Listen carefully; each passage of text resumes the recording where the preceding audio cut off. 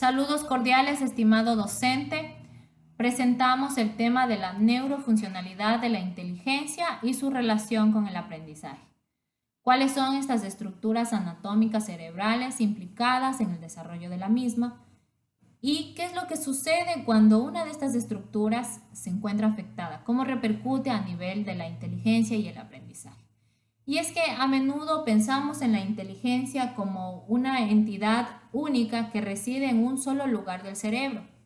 Y esta es el resultado de una intrincada red de conexiones y procesos complejos y dinámicos que involucra múltiples áreas del cerebro. Vamos a ir detallando una a una cada área, empezando por la corteza cerebral. La corteza cerebral presenta el lóbulo frontal, presenta el lóbulo parietal, el lóbulo temporal y el lóbulo occipital. En el lóbulo frontal tenemos a la corteza prefrontal, que es una región importante para el desarrollo de las funciones ejecutivas, como la planificación, la toma de decisiones, la memoria de trabajo, la resolución de problemas. También juega un papel importante en la atención, en la concentración y en el control de impulsos.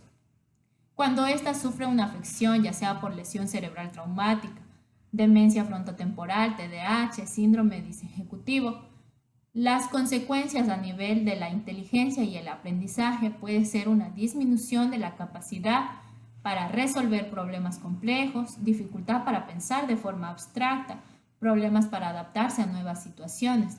Por ende, un estudiante con esta afectación tendrá dificultad para planificar sus tareas, organizar la información, mantener la atención, recordar la información y aprender de sus errores.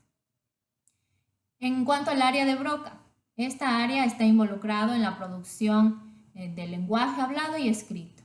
Por ejemplo, en una fascia de Broca, las consecuencias a nivel de la inteligencia y el aprendizaje, pues va a haber una dificultad para expresarse verbalmente, lo que puede limitar la capacidad para comunicar ideas y pensamientos.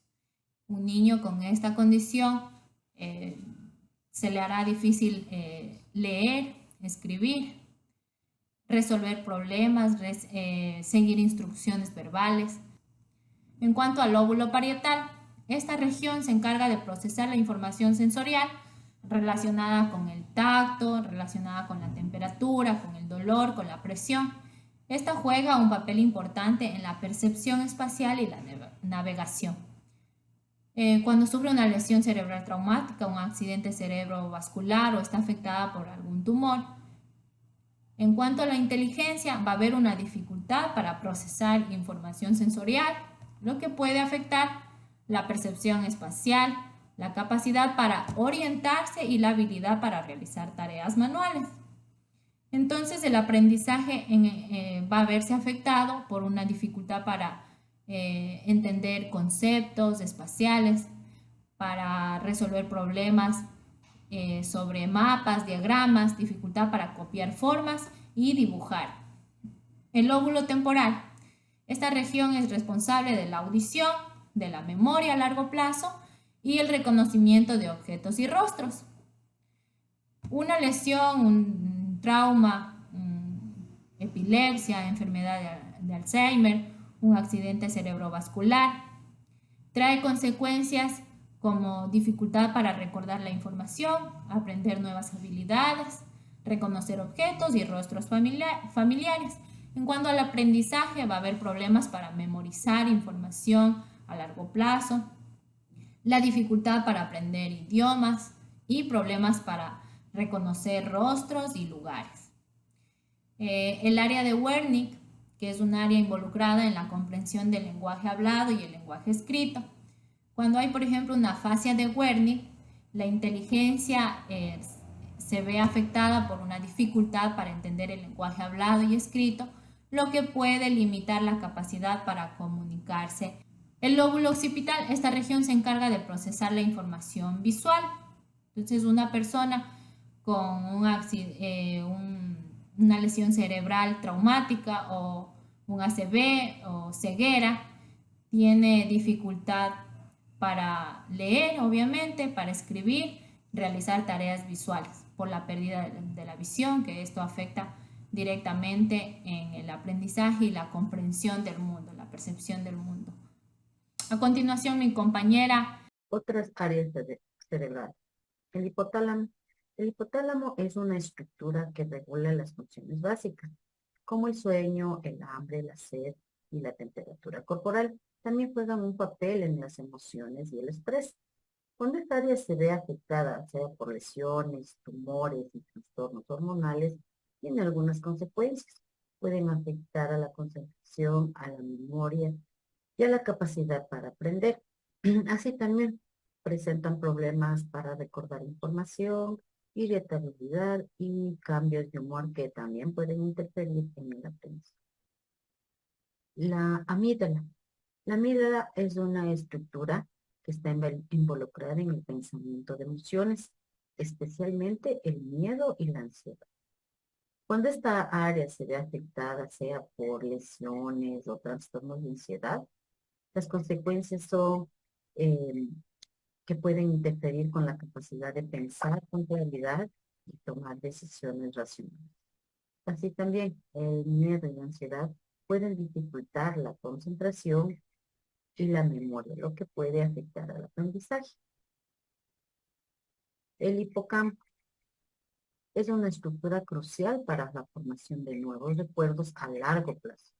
Cuando esta estructura se ve afectada, sea por una lesión cerebral, traumática o la enfermedad de Alzheimer, sí, las consecuencias son dificultades para formar nuevos recuerdos a largo plazo, también problemas para recordar información nueva y dificultades para aprender nuevas habilidades.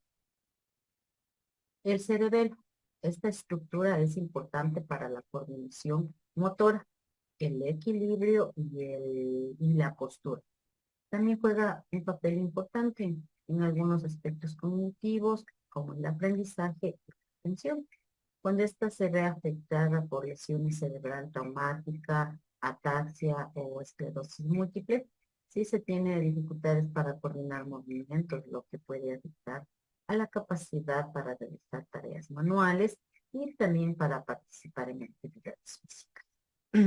En cuanto al aprendizaje, también hay problemas para aprender nuevas habilidades motoras, dificultad para mantener el equilibrio, hay temblores en sus manos, que esto puede interferir en el proceso de lectura y también de otras tareas. Los procesos neurofuncionales del aprendizaje. El aprendizaje es un proceso fascinante que transforma nuestro cerebro. Hoy exploraremos los procesos neurofuncionales que lo hacen posible. El cerebro es una red dinámica y aprender implica cambios constantes en su estructura y función. La plasticidad neuronal es la clave, la capacidad del cerebro para crear nuevas conexiones y fortalecer las existencias con cada experiencia. Los neurotransmisores, como el glutamato y la dopamina, son mensajeros químicos esenciales para transmitir información entre neuronas, facilitando el aprendizaje. Áreas cerebrales y procesos cognitivos. Diversas áreas cerebrales trabajan en conjunto. La corteza prefrontal para la atención y la memoria del trabajo, el hipocampo para la memoria a largo plazo y el cerebelo para habilidades motoras. La atención nos permite enfocarnos, la memoria almacena y recupera información y el lenguaje nos permite adquirir y compartir conocimientos. Fases del aprendizaje. El aprendizaje se desarrolla en fases. Adquisición, donde obtenemos nuestra información. Consolidación, donde se afianza en la memoria. Y recuperación, donde aplicamos lo aprendido. Cada vez que aprendemos, nuestro cerebro se transforma adaptándose y evolucionando. Definición del coeficiente intelectual y su relación con la funcionalidad neuronal. El coeficiente intelectual CI es una puntuación que mide la inteligencia de una persona. Se obtiene a través de pruebas estandarizadas que evalúan las habilidades como razonamiento lógico, la memoria, la comprensión verbal y la capacidad de visualizar los objetos o cosas. Es importante entender que el CI no mide toda la inteligencia de una persona. Hay muchas formas de ser inteligente y todo dependerá del entorno donde se desarrolle la persona. Por ejemplo, en su área social, escolar, profesional e incluso dependerá de su estado emocional, para que la persona pueda desarrollar de mejor manera su inteligencia.